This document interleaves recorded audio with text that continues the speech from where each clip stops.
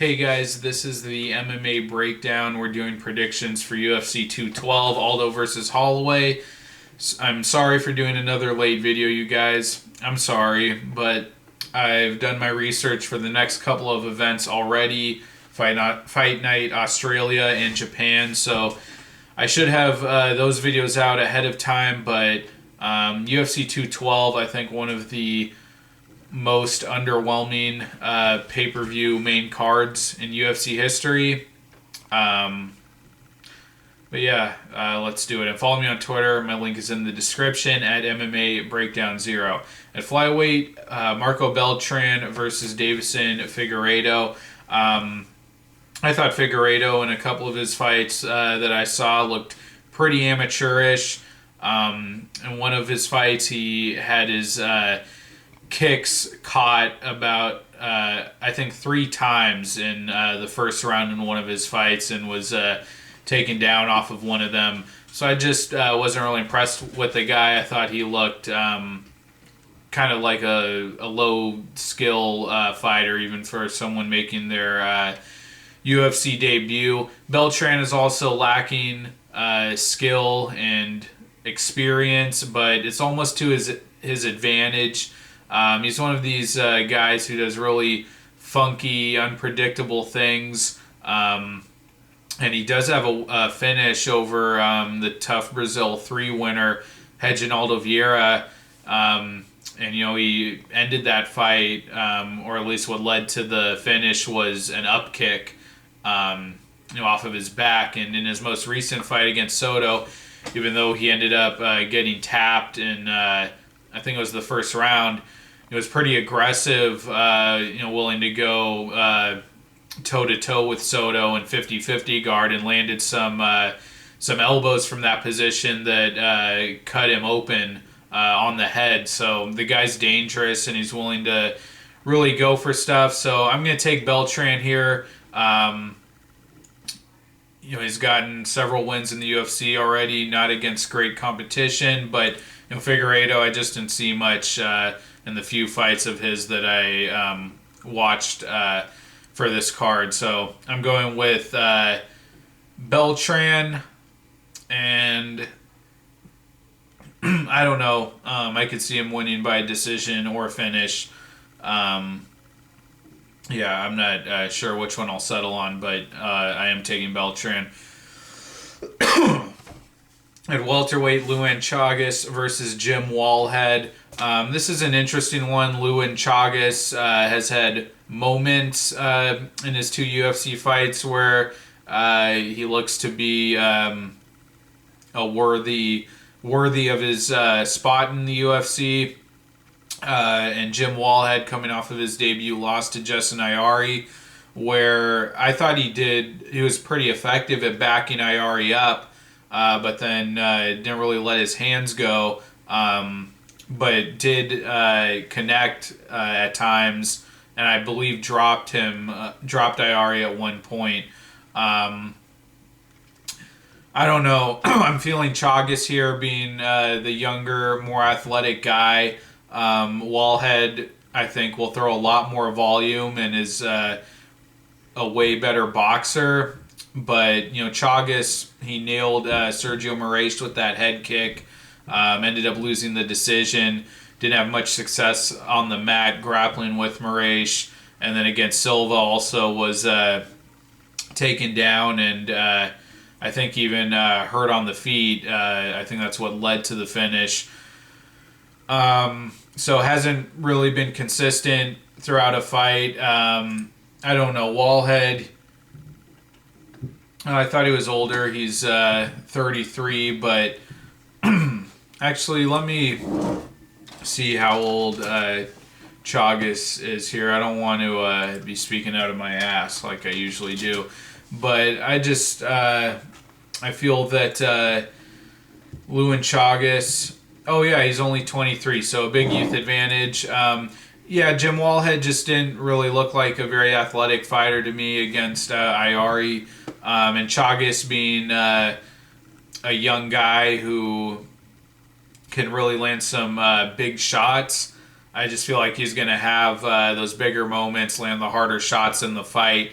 even if he doesn't have as much volume or doesn't fight as consistently over 3 rounds as Wallhead. So I'm going to take Chagas, I think, to win a decision, but he's looked a little flaky, and Wallhead looks like a guy who can apply constant pressure. So I'm not real sure about this one, but I'm going to take Chagas because of the youth and athleticism.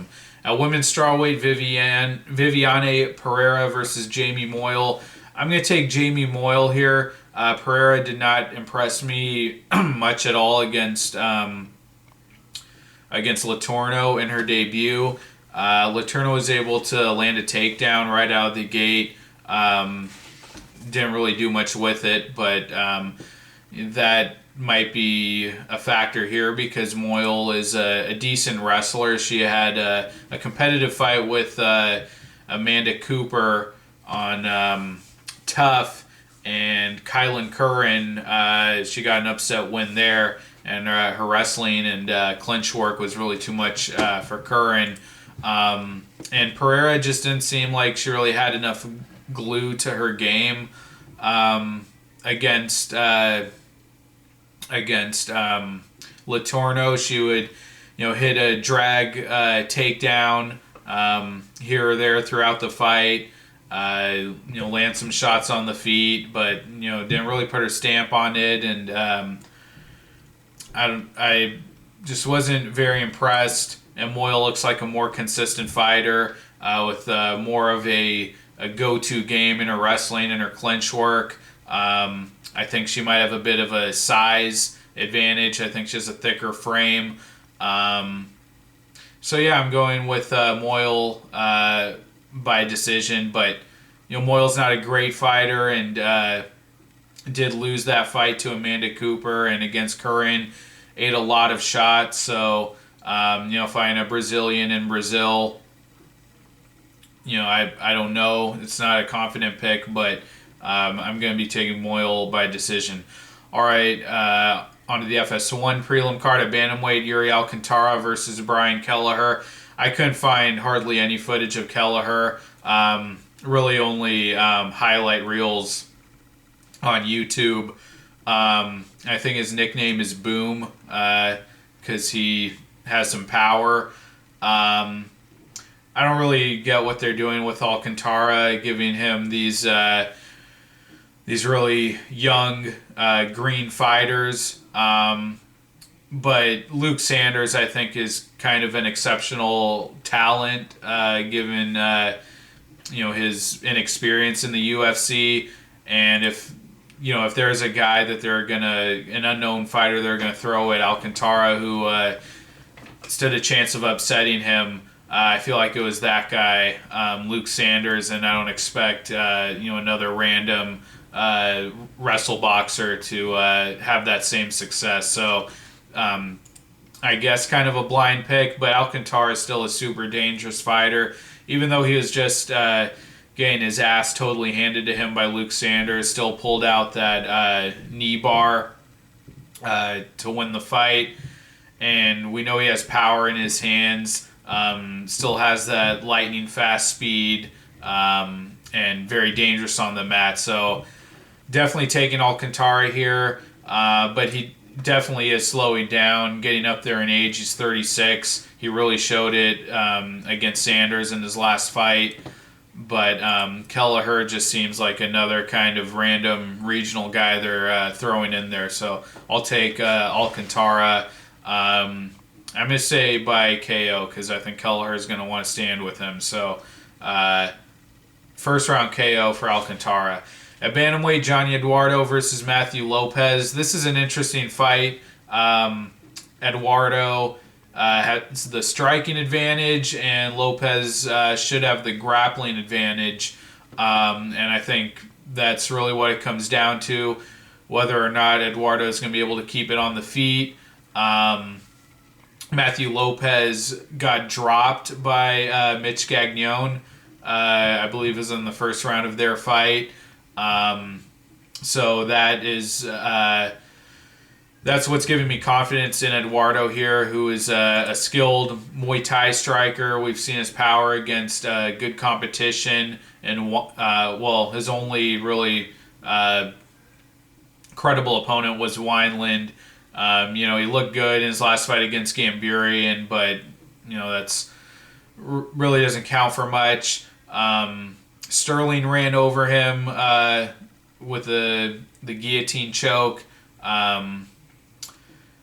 And Lopez is a very skilled grappler, so that might be something that he can repeat here, as trying to get Eduardo against the fence and trying to pull guard or climb his back for a submission.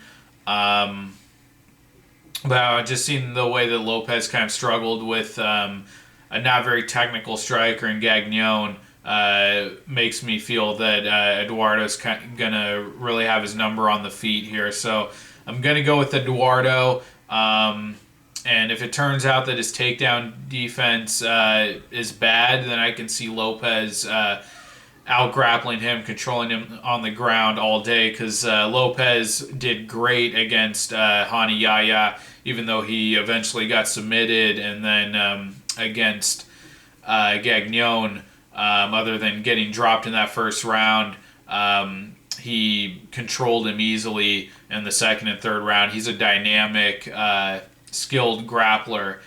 But yeah, I'm going to go with Eduardo. I think he gets a TKO. And I'm going to say first round again. All right, at middleweight, Antonio Carlos Jr. versus Eric Spicely. To me, this is probably one of the biggest mismatches on the card. I'm going with Shoeface, and he's a flaky guy, definitely. That loss to Daniel Kelly, I say it every time, but that's one of the craziest things I've ever seen. Was Kelly surviving that first round where he had his back taken pretty much from the opening of that fight, and then just destroyed Carlos Jr. in I think it was the second round, maybe third, but and then in his last fight against Vettori, Carlos Jr. definitely looked I don't know if you'd say shop-worn, but definitely looked a little timid on the feet and almost gave the fight away in the second round. Vettori was able to get on top of him and get off some big ground and pound. Eric Spicely should have none of that. He's not a threat on the feet. He had some bad losses, or he had a really bad loss against the winner, Andrew Sanchez, on Tough. Just got completely ran over in the first round, and even the guy he beat before that on the show, he struggled with early on the feet. Got subbed by Sam Alvey standing, which is just terrible. And Carlos Jr. is a very aggressive, big, skilled grappler. So I think he's going to dominate Spicely on the mat. Should at least have the size, I think, to nullify any of Spicely's guard game, which we saw against Alessio Di Chirico.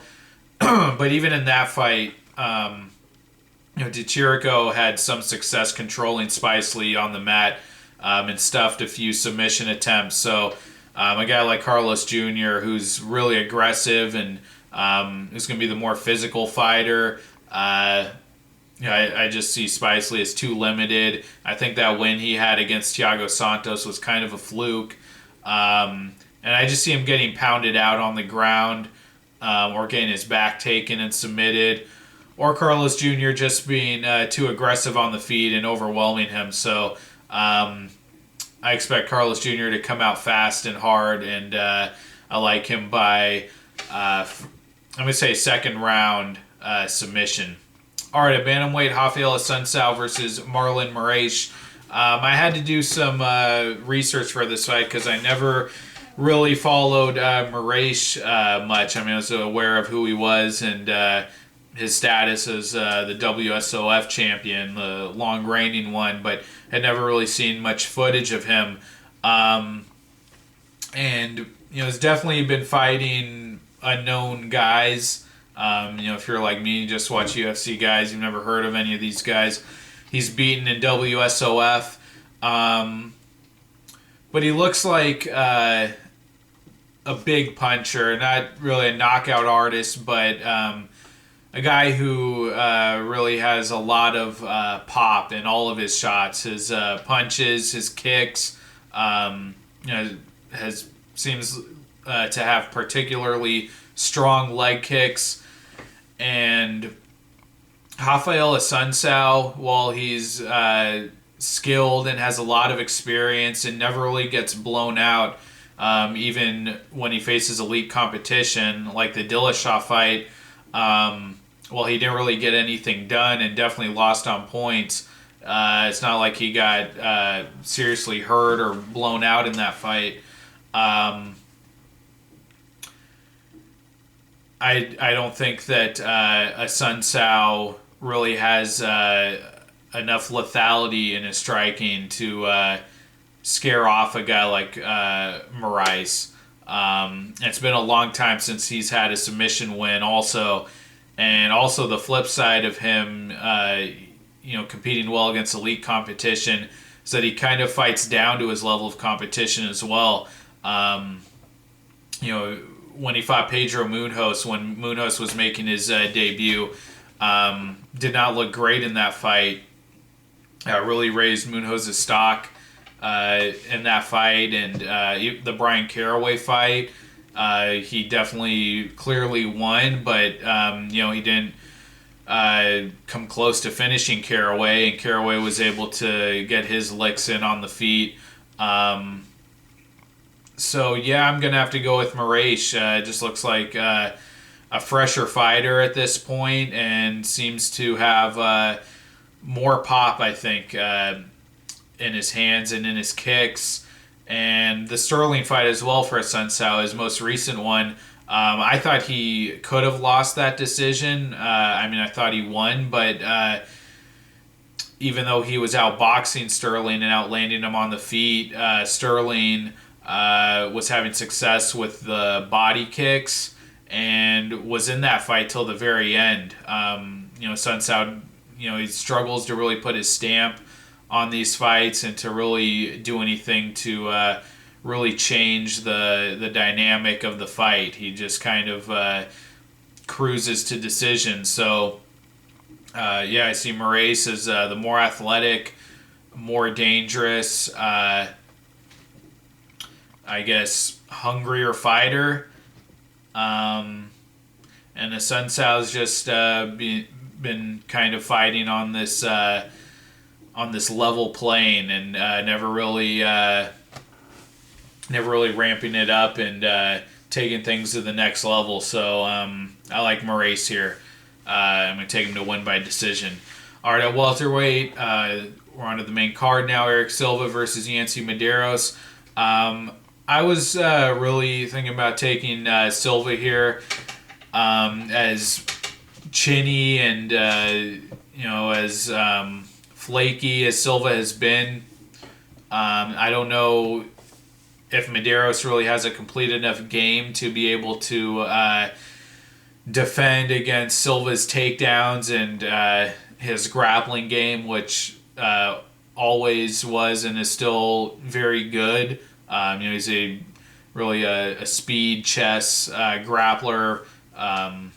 Really goes for the kill at all times on the ground, and very good at trying to get dominant positions. But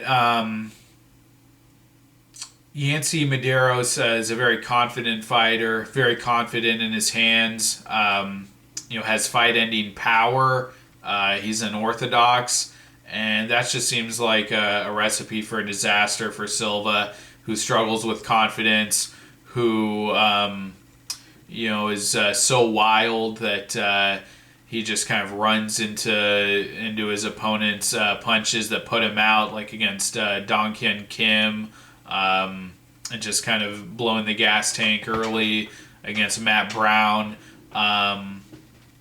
So I think if Silva if he's content to stay on the feet, I think Medeiros is going to land something eventually. I mean, with all of his spinning techniques and his unorthodox style of striking, I think he could land something at some point. But I thought Silva looked pretty good against Chagas.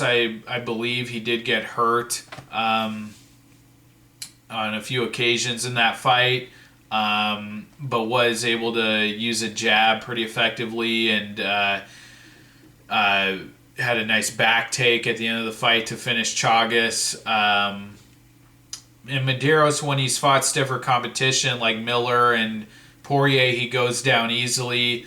I don't know if Silva is on the level of those guys, being as flaky as he is, but I just think Medeiros' confidence and how dangerous he is with his strikes and then following up with submissions. I think that's just going to be too much for Silva to avoid all fights. So I have to go with Medeiros by TKO. And middleweight, Paulo Borrachinha versus Oluwale Bamgbose. I'm taking Borrachinha here, who looked pretty good against Gareth McClellan in his debut. Took him out pretty effortlessly. Seems to be a dangerous striker. Really puts pressure on guys and keeps them backing up, keeps them against the fence, and then just gets his shots off and overwhelms them from there. Bamgbose, very dangerous as well. Kind of has an unorthodox style, almost capoeira-like, that we saw against Daniel Sarafian, and almost finished Cesar Fajea in their fight, but getting destroyed kind of by Uriah Hall does not look good, considering Hall's lack of success since that fight. I believe, was that the last fight that, other than the Mousasi fight, was that the last fight Hall won? I think it was. Yeah. So that doesn't look good. And then, after blowing his wad against Fajea in the first round, just proceeded to get out-wrestled pretty easily. So, I don't know. A guy like that doesn't really inspire confidence in me that he can go the distance against a guy who seems to be a more composed, more consistent striker. I think Borrachinha can. He has a better chance of keeping that pace or keeping a pace close to his first round attack into the third round more than Bamgbose. So yeah, I'm going to take Borrachinha, but Bamgbose is very dangerous, and these guys go at each other. I wouldn't discount Bambose's chances of catching Borrachinha and being the first one to hurt him too heavily. But yeah, I just don't see Bamgbose as much more than a one-round fighter who can't wrestle. So I'll go with Borrachinha, maybe by second round or third round TKO. All right, at middleweight, Vitor Belfort versus Nate Marquardt. I guess you have to go with Belfort, right? Marquardt, his retirement, even with the last couple of wins where he's looked pretty decent against McCrory and even Alvey and Holloway. Even with those wins, his retirement is still long overdue, and when he gets knocked out, he just gets knocked out in the worst way, and looks terrible doing it against Hector Lombard and Jake Ellenberger. He just could not do anything to keep distance. Those guys blitzed him and It's almost like Marquardt was standing right in front of them. Those were terrible losses. In Belfort, we haven't really seen him blitz anyone like that lately. But you just have to think, Belfort should have the speed advantage, and if Marquardt's that hittable and that chinny, you got to think Belfort's going to catch him at some point, or at least in the first round, which is Belfort is usually a one-round fighter. But that's kind of what concerns me here is if Belfort can't get the knockout in the first round. I don't really know that he can fight to a decision anymore. I mean, he just looks like, other than that first round onslaught, he just doesn't have a technical striking game or a grappling game. The way that he got destroyed by Jacare and even Kelvin Gastelum, who you saw had a much more functional boxing game. A guy like Marquardt, who has really been sticking to a more range kind of sniper striking style lately. If Belfort, if he gets Belfort into the second, third round, I could see him just outpointing Belfort at range and opening him up for a KO. It's a pretty fearful fight to be confident about either guy, but Marquardt's just chinny, and I don't know. I kind of want to take Belfort here just because Marquardt, just because Belfort has burned me so many times.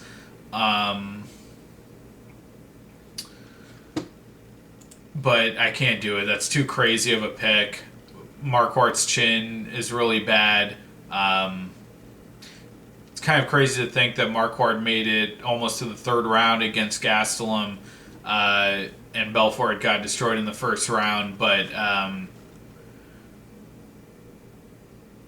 yeah, I think I have to go with Belfort. But it's a very risky fight. Both guys have really compromised chins, and both need to retire. Weird fight, but yeah, I guess I have to go with Belfort. Marquardt, it's kind of an attractive underdog pick, honestly, but I can't really bring myself to do it. Yeah, I have to go with Belfort. Women's strawweight title fight: Claudia Gadelha versus Karolina Kowalkiewicz. I'm sorry, it's not a title fight. I don't know what got in me there, but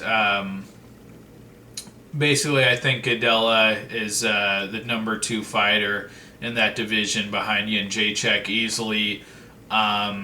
And I just think the wrestling game she brings to the table is just a really unique skill in that division that none of the other women have, and I think Kowalkiewicz is going to struggle with it. And she showed decent takedown defense against Randa Marcos, but that's a whole other class of fighter from Gadelha. And Gadelha's hands are very good as well. And she took 2 rounds off of the champ, Jędrzejczyk, in their rematch. So I think she's going to do the same, use that boxing to close the distance, hit some takedowns on Kowalkiewicz. Kowalkiewicz, I guess, has more craft to her striking. But honestly, in her wins over Marcos and Heather Jo Clark, those were fighters, way further down the ladder than Gadelha and Rose Namajunas, and she didn't really do much to threaten a finish against either of them. Was winning comfortably on points, but an elite fighter should be able to do more than that against that level of opponent. So that's a little concerning. And then her fight with Rose Namajunas well, she did really well at times. I thought it was a very close fight. It was a split decision. And when I rewatched that fight to study for Kowalkiewicz versus Jędrzejczyk, I actually thought Rose was really competitive, and I scored the fight for Rose. So, she hasn't really been that dominant, whereas Gadelha, took the 2 rounds off of Jędrzejczyk and very dominant against Aguilar and Courtney Casey. I like Gadelha. I know in the 3rd round she fades a little bit, and Kowalkiewicz might have a lot of success in that round. But I think her wrestling and her striking and blending the two, I think is she has a very effective game there. So I don't think Kowalkiewicz can do enough to combat the wrestling, so I'm taking Gadelha by decision. All right, the actual title fight, Aldo versus Holloway. Super competitive fight. I think this one's just a nightmare to not only try to predict a winner, but to bet on. I think either guy could win. I have no difficulty seeing Aldo just outclassing Holloway. I could see Holloway finishing Aldo late, or I could just see it being a really competitive fight, going to a split decision, something like that. I think both these guys. I think Holloway's a super talented, rising contender, and definitely has done everything to earn this shot. And Aldo, I thought against Edgar, maybe athletically isn't the same as what he once was, and wasn't as dangerous in the Edgar fight, but from bell to bell, I thought put in the most complete and most offensively potent performance of his career. So Aldo, skill-wise, might be the best he's ever been right now. For one thing, we know that Aldo several times has just kind of given those last few minutes of the fight away in the 5th round in championship fights. Most famously probably against Hominick, but also against Ricardo Lamas a few fights back. And Holloway, he can make adjustments over the course of a fight. We saw that in his most recent fight in winning the interim title against Pettis. Pettis was doing well early in that fight. Holloway had to make adjustments, and the finishing sequence was really clean, and Holloway really was able to find success and build on it in that fight, and was able to capitalize and get the finish. So Holloway, I think, is capable of making adjustments if Aldo comes out and is just, his footwork and movement and his angles are too much for Holloway, and the leg kicks. Aldo, I think, could win the first couple of rounds, but then I think Holloway is capable of not only surviving but making adjustments late. And if Aldo, does something like we've seen from him before, get a little too lackadaisical in those later rounds. Holloway is a proven 3rd round finisher. He's very dangerous in that 3rd round, finishing Cub Swanson, and I'm not going to list all the guys he's beaten in the 3rd round, but that 3rd round he's usually more dangerous and stronger. Now we're talking, the 5th round, but has a lot of 3rd round finishes on his resume. If Aldo starts to fade, I think Holloway definitely has a chance of overwhelming him in the 4th and 5th rounds. Another thing, Holloway throws a lot of volume. In the Chad Mendes rematch, we saw Aldo struggle with the aggression and just the willingness to throw down for Mendes. And he was able to catch Aldo a few times throughout that fight, and he actually dropped him. I think a lot of people overlook that performance, but Aldo got hurt a couple of times by Mendes, and that was a very competitive fight, that rematch. So Aldo, I think his chin is slightly worse, has gotten slightly worse over time, and also after that Mendes fight, he was knocked out cold by McGregor, so his chin is probably a little bit compromised. Holloway might be, if not the most dangerous striker Aldo's fought, definitely has the best combination of technique and power. So that's something to consider. And yeah, I think Holloway is a very confident fighter, and he's not going to be scared of Aldo. He's not going to give him respect, and he's not going to struggle with the range the way that a guy like Edgar would. He's not going to be on the end of Aldo's punches all night. He's tall, he's long, and he's very technical. So I think he's going to be able to connect not only late when Aldo fades, but early and just over the course of the fight. He's going to be able to get his shots in a lot more so than Aldo's other opponents like Edgar and Lamas and even Mendes. So very competitive fight. I don't feel confident in taking either guy. If I had to bet my last dollar, I'd probably go Aldo. I just think that's probably the safer pick. Being the long reigning, he's reclaimed his belt, but the long reigning champion.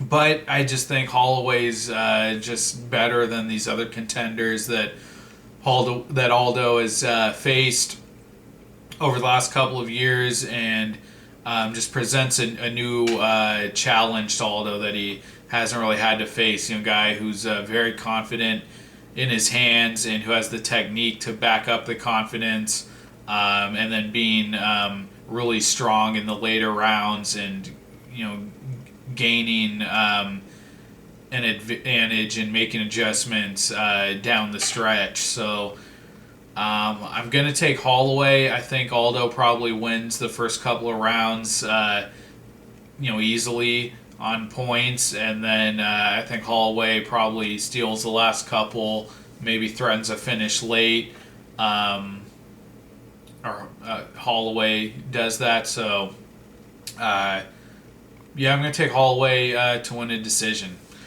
Those are my picks for UFC 212. Thank you guys for watching. Be sure to follow me on Twitter. My link is in the description at MMA Breakdown 0. And I will have my videos out for Fight Night Australia and Japan very soon. So stay tuned for those. Thank you guys. I'll see you in the next video. Bye. Sorry guys, forgot to give you my most confident picks for this card.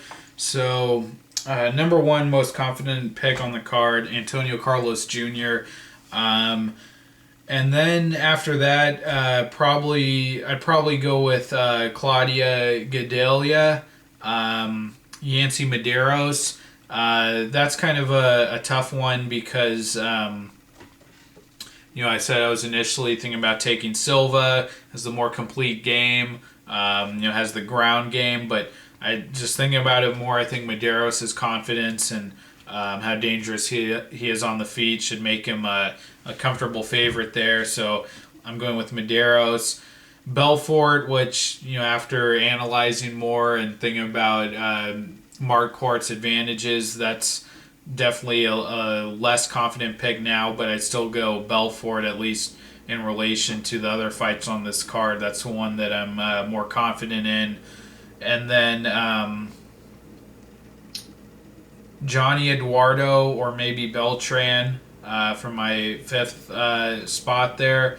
I'm hesitant about the Beltran fight because I didn't find a lot of good footage of Alcantara as a newcomer, Beltran's raw, but one of those two fights would be in my fifth slot.